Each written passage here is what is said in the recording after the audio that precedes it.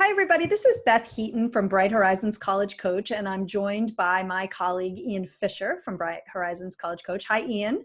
Hey, Beth. How's it going? I'm good, thank you. Good. Ian and I wanted to record this video to talk a lot more about what's going on with the University of California in the coming admissions year. There have been a lot of changes related to COVID-19, some of which are going to be a little bit more far-reaching, I think, than just the coming admissions cycle. And Ian is based on the West Coast and regularly works with a lot of students out of California who are applying to California schools. And so I thought he'd be a really good resource. So thanks for joining me, Ian. Yeah, glad to be here. And it just feels like there has been this cascade of announcements coming from the UCs, and we've been doing a lot of work here to keep track of what their new announcements are, what the changes are going to be. And we thought it would be great to do a little recording here just to help people understand how to navigate the strategic elements of the UC application process.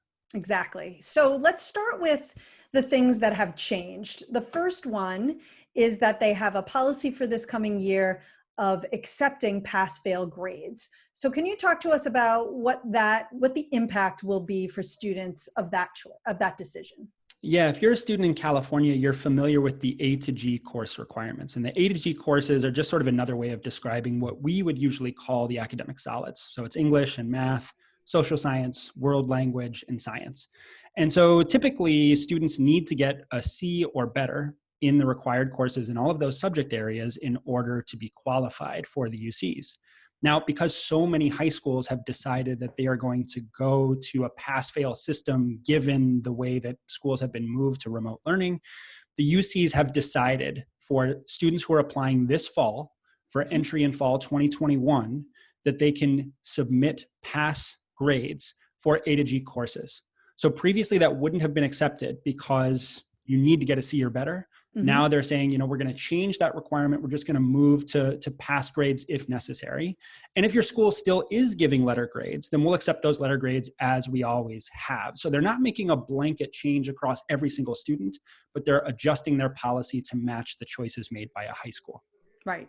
So basically what they're doing is what we tell students all colleges do, which is they adjust to whatever the high school is doing. Right. So you cannot be penalized for a decision that your high school made. That has nothing to do with you, right? That's right. So with all that in mind, so this is all great, right? You did pass-fail. The UCs are accepting it, no problem. But are there students for whom this might actually be a negative? And can you talk us through that? Yeah, I think so. And obviously it's not intentional for these students to be put in a tough position, but you can imagine a scenario where, let's say we have a student who struggled in 10th grade and even in the first part of 11th grade, but was on a real strong upward trend here in the second semester. They got their first quarter grades. They were in great position. They were ready to get better grades this semester than they've had at any point previously in their academic career. That would have been great from the standpoint of the UC application. And if they don't have the opportunity to actually report more than just pass for that semester, that puts them in a tough position. And I think it stands to, or it's worth sharing that, the UCs only look at 10th and 11th grade marks. They don't consider 9th grade and they don't consider 12th grade. So this is really a full quarter of a student's academic record just by not having grades from this particular semester. So I think those students can sometimes be put in a tough position here. One of the things that students can look at is, first of all, there's an additional information section that the UC application provides, just like the Common App. Right. And, the UC application, as you know, Beth, they don't have a counselor letter of recommendation. They don't have teacher letters of recommendation. And so, we would usually tell students, your counselor can talk about extenuating circumstances. They can provide context for your academic performance in a letter of recommendation, but that's not going to occur here with the UCs.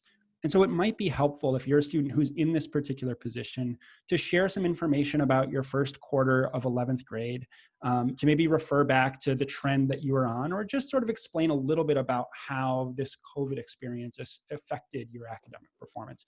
It's still not going to replace better grades, but I think the UCs are always happy to have more information to help them make their decisions. Right. And then there are at least another option too, right? Students could maybe consider supplementing what they're doing in school and taking a course where they could actually get some grades, or a course or maybe a couple of courses, depending on where they're at. Any advice on that? That's right. Yeah, that's a great question. So the summer is actually a period where you can earn a grade in a particular class, and the UCs will still count summer classes as a part of their GPA calculation. So if you're a student who wants to help bolster your GPA, you might take some summer classes between the end of 11th grade and the start of 12th grade. That summer period before your senior year is still part of the UC GPA calculation. If you're a student who's in between 10th and 11th grade, you might want to take a class that would help to bolster your GPA, given that the spring of your 10th grade year will not be included in your GPA. I don't think this is by any means a requirement, but if you are a student that is looking to do something this summer, given that you'll be at home, it might make sense for you to take a class where you're actually going to receive credit. And you'll want to check in with your high school to make sure that they'll recognize that credit in order for the grade to be recognized and counted by the UCs. Right. And then UC Scout is a place where they're offering free courses. If you live in California, that could very easily fit this bill. I think that was the whole kind of purpose to UC Scout. So for students who are thinking, ooh, that sounds like me, that sounds like something I would like to do, well, there's even an opportunity to do that and to do it at no cost to you. So that's always a positive in the college process. All right.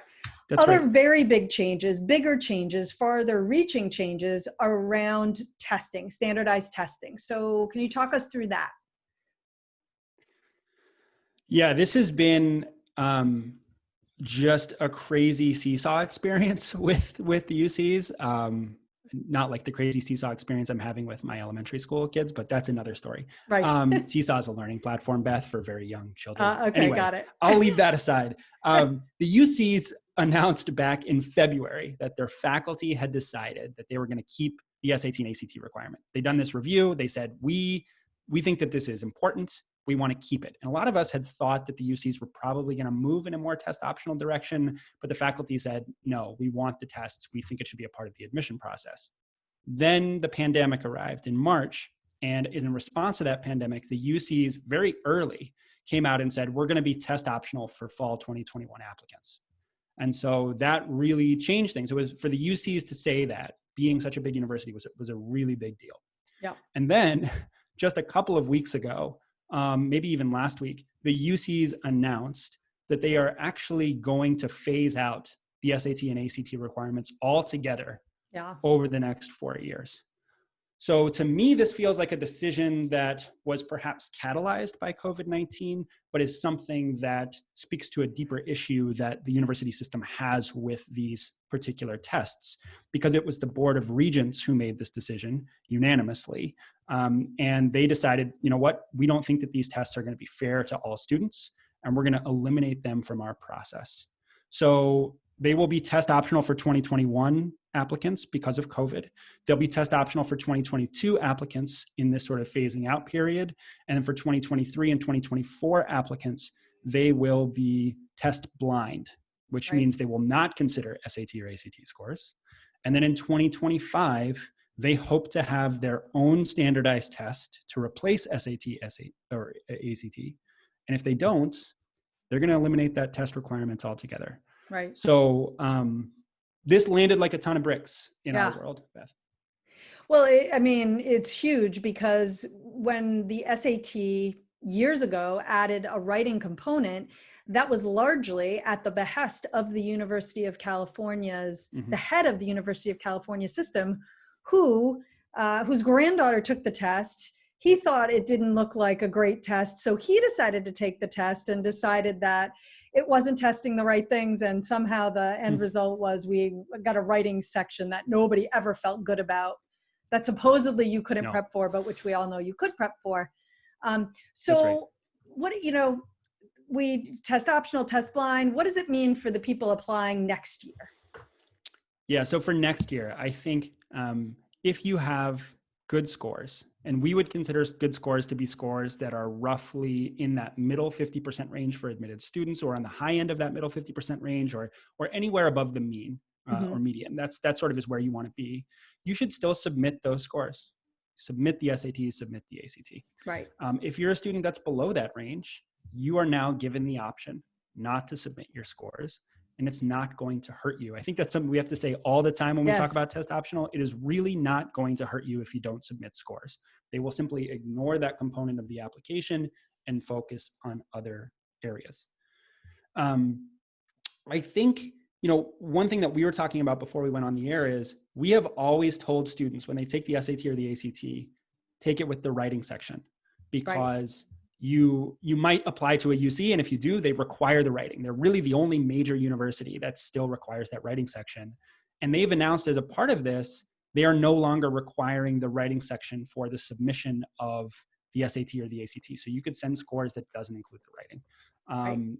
And so that's a big difference. I think a lot of students that maybe would have had to retake the exam with a writing or essay section are now not needing to do that, and they can still submit scores and have those be a part of their process. Right, exactly. So as recently as a week and a half ago, before the regents voted, if you had taken the SAT but hadn't done the writing section, your SAT scores would not have been counted at all by the UCs. So if you never got an opportunity to take it again, they wouldn't have counted it. Now they're saying, send those scores, we're going to consider them, and we don't care that you don't have the writing, which is pretty spectacular.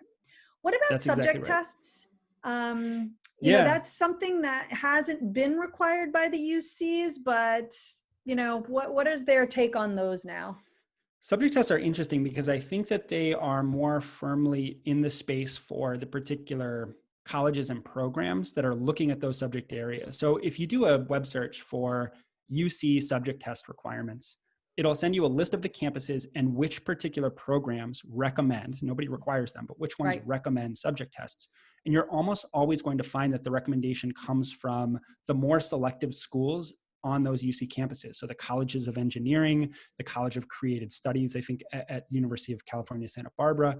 And so to me, it really feels like those colleges still have some say in what they want to see from their applicants to help them to make the tough decisions that they have to make. We had one of our experts reach out to the UC's help desk to ask if there was any policy shift around subject test recommendations. And they said that at this time, at least, no, there are not any changes to the subject test recommendations. So we would still say that students who are applying for a College of Engineering, a College of Chemistry, some of those more selective programs that do recommend subject tests, you should still do your best to take the subject tests that are recommended by those UC campuses. Right. And if you can't, I do think this is a year in which you will definitely be they're still only recommended, but this would be a year where if you can't get it, you can't get it. I would guess many students will not have subject tests this year unless they took them before COVID-19 hit. So I think that's true. And actually, I'm curious, I want to throw this back at you, Beth, because, let's say we only have one or two test dates that become actually available before the application deadline. Do you think it's more important for a student to shore up an SAT or an ACT score for any school, or to focus on those subject tests that can sometimes be differentiators at these really, really selective programs like the UC's College of Chemistry, College of Engineering? I think if the UCs are your only target, I do think that maybe focusing on the subject test could be a good idea. But I think if you are going to apply to other colleges outside of the UC system, and you are targeting some of the more selective schools in the country, I think you have to focus on the SAT or the ACT, because they've all of those schools that are still saying, no, we're still not going to be test optional, have all come out and at least said, you definitely don't have to submit subject tests, but we really do want to see an SAT or an ACT.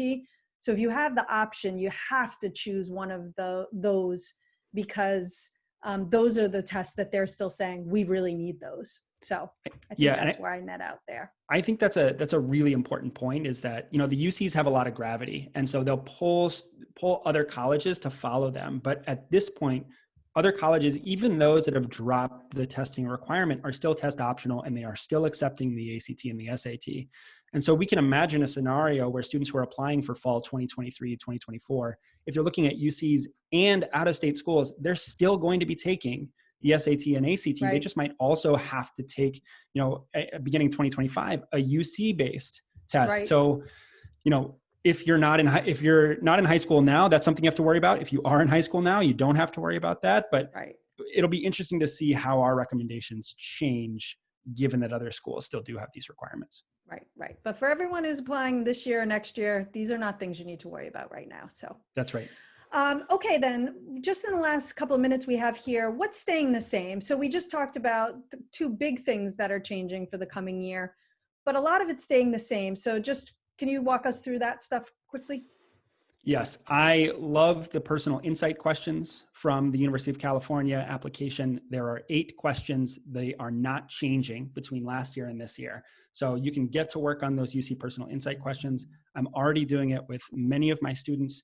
I think that if you're going to apply to a UC, the personal insight questions are the best place to start your essay work, because you have to answer 4 separate questions, and it really gives you a sense of what the personal essay process looks like.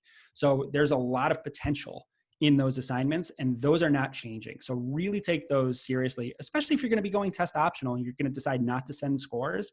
It makes the light on the other components a little bit brighter than it might have been previously. Right.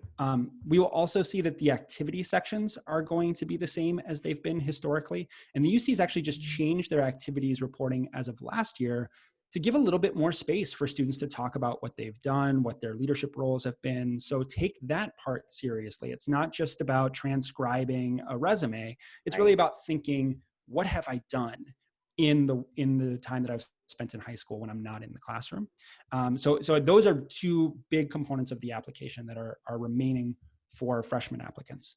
And then the other piece is the community college path is still alive and well. Lots and lots of students every year start out at a California community college. They'll do 2 years with California community colleges, and then they will be in a position where they can transfer to a UC. That's still there. The UCs are still focused on getting as many students as possible through a 4-year degree in California, and that means really prioritizing, some of those components of that transfer pathway. Yeah, absolutely. Ian, thank you so much. I think there was a lot of good information here. Hopefully our listeners who are thinking of applying to the UCs, one final question for you, particularly as it applies to the testing. What about if you are not a California resident? What do we know about that? Yeah, I appreciate you saying that, because I was just like, oh, I forgot about this other piece. It is important to mention that a lot of the changes that the UCs are making in terms of their test optional policies and their test blind policies will not apply to out-of-state applicants.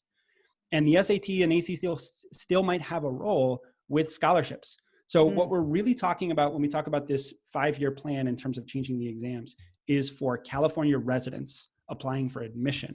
But for those who are out-of-state applicants or those who are after California scholarships, you still might want to have the SAT or the ACT as a way to qualify or be competitive in those particular scenarios. Great, good. I'm glad we remembered to talk about that. I'm glad you remember that too. Yeah, that's great. Thank you so much for your time today. I think this was really great. And I think we will both agree that if things change further, we'll come back to you with a new video and let you know what's up and what our advice is. So definitely. Yeah. Always a pleasure. All right. Thanks everyone for watching. Thanks, Beth. Thanks.